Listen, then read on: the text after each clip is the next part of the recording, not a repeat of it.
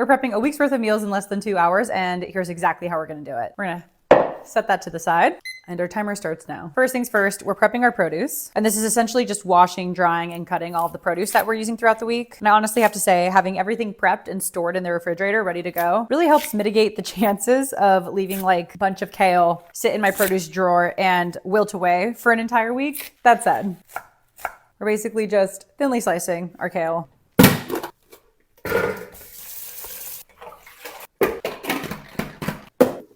And to make sure that doesn't spoil in the refrigerator, we're gonna cover it up with some paper towels just to absorb the excess moisture.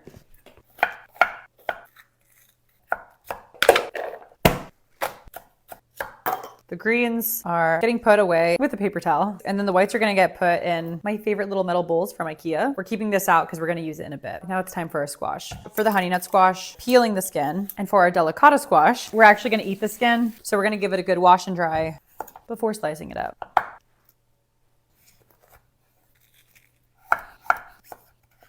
Two squash, 2 sheet trays. I don't want these to steam, so some of them are gonna go over here.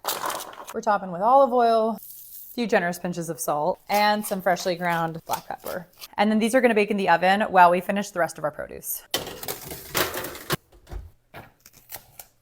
Because these carrots are way too beautiful to peel, I'm basically just washing them and then roll cutting. They're beautiful. Garlic, oil, and salt. Throw this into the oven. And then finally, after all that, the onions feel like the easiest thing. These are getting cooked. And now it's time we cook our grain of the week. This has been in storage all summer and I am so excited to use it. In goes our scallions, some salt, granulated chicken bouillon, soy sauce, and water. Now this is getting plugged in to cook. And now to celebrate basically being halfway through, let's spatchcock a chicken. This is the spine, and this is exactly what we're cutting out. I like to start by making a couple cuts at the top, just so I can get a general sense of the direction I'm going. And then I go to the bottom, make one cut. The last cut is right down the middle.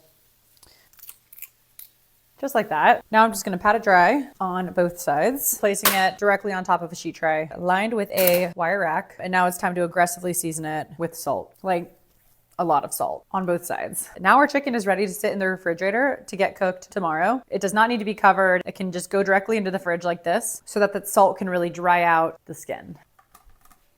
We have about 50 minutes left. Our onions are caramelizing, our squash is roasting, our vegetables are prepped. All we really have left to do is our sauces. But before we do that, I'm gonna clean everything because chicken juices. And also this just like is not good for the mental health when cooking. But I'm not gonna put you through the wrath of cleaning, so I'll clean.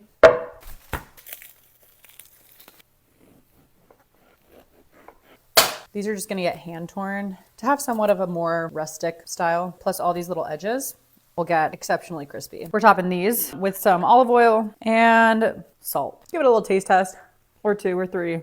I'm also adding a little bit of pepper. And right about now, our squash is done roasting, which now leaves room for these to go into the oven. And whatever gets too dark is a chef snack.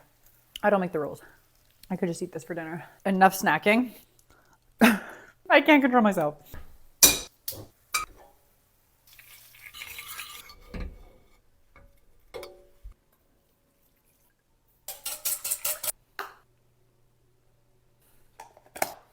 Now for our final order of business. We're making a couple of compound butters. So I have some softened butter in here, which we're gonna use a stand mixer to whip up. Now I have my whipped butter, and I'm pretty much just divvying it up. Now in our first butter, I'm taking that roasted garlic. Now for a second butter, white miso, and a little bit of honey. Taste test. Wow, our 2 compound butters are ready.